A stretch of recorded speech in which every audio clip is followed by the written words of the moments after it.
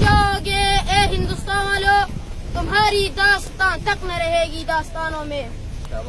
یہاں پر موجود تمام چھوٹے بڑوں بزرگوں اور مہمانوں کو میری طرف سے السلام علیکم۔ وعلیکم السلام۔ پچھلے دنوں ہمارے ایک پڑوسی شیطان ملک انڈیا نے اپنی پرانی بزدلانہ روایات کو برقرار رکھتے ہوئے رات کی تاریکی میں ہمارے سرحدوں میں گھسنے کی ناکام کوشش کی، مگر ٹکنے بھی نہ پائے اور دم دبا کر بھاگ نکلے۔ اور 2 دن بعد ہی ہمارے فوج کے بہادر جوانوں نے بھی اپنے آباء و اجداد کی روایات کو برقرار رکھتے ہوئے دن کے اجالے میں انڈیا کے 2 طیارے مار گرائے اور پائلٹ کو بھی پکڑ لیا۔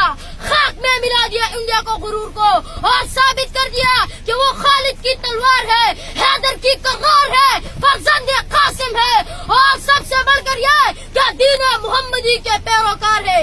جناب صاحب، بہادری ہماری پہچان ہے، جرأت ہمارا تمغہ ہے، دشمن کو سبق سکھانا ہماری تربیت ہے، شہادت ہماری آرزو ہے۔ مت ٹکرانا ہم سے، پاش پاش ہو جاؤ گے۔ تمہیں شاید یاد نہیں، پوچھ لو اپنے آباء و اجداد سے کہ لاہور میں ناشتہ کرنے کے خواہش مندوں کا کیا حال ہوا تھا۔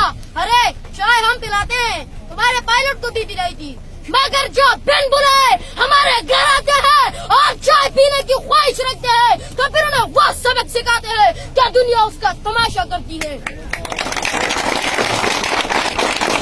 نہیں آتا، آج بھی لاہور سے تمہاری گندی لاشوں کی بدبو آ رہی ہے۔ ہماری ندی نالیاں گلیاں گاؤں شہر سمندر دریا فضا سب تمہارے شکست اور ہماری بہادری کی داستانیں سنا رہے ہیں۔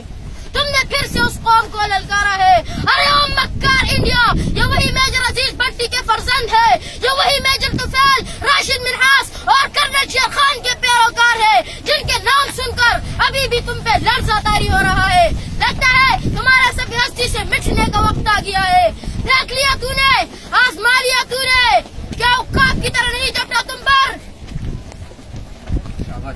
نعرہ تکبیر!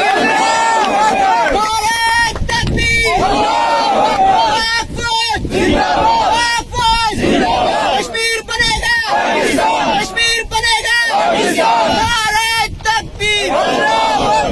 کیا عقاب کی طرح نہیں چپڑا تم پر، چیدل نہیں بنے تمہارے ابھینندن کو۔ تو نے کیا سمجھا کہ ہم کمزور ہو گئے؟ تو کیا سمجھتا تھا کہ تیرے کہنے پر ہم دہشت گرد بن گئے؟ ہم زندہ قوم ہے، تابندہ قوم ہے، ہری ہے شاخ تمنا، ابھی جلی تو نہیں، دبی ہے آگ جگر مگر بجھی تو نہیں، جفا کی تیغ سے گردن وفا یانا کی، کٹی ہے برسرے میدان مگر جھکی تو نہیں۔